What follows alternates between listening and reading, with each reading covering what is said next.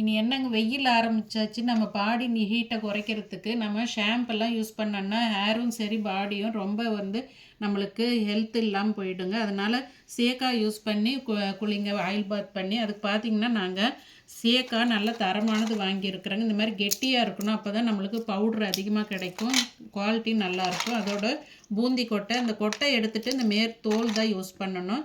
அதுக்கப்புறம் குளிர்ச்சிக்கு வெந்தயம், வாசனைக்கு வெட்டி வேர், அதுக்கப்புறம் பார்த்திங்கன்னா செம்பருத்தி இலை, செம்பருத்தி பூ, அதுக்கப்புறம் கொஞ்சமாக வேப்பந்தழை மட்டும் போட்டுக்கணுங்க. நிறைய போட வேண்டாம், பேனு ஈரெல்லாம் இருந்தால் போயிடும், பொடுகு இருந்தாலும் போயிடுங்க.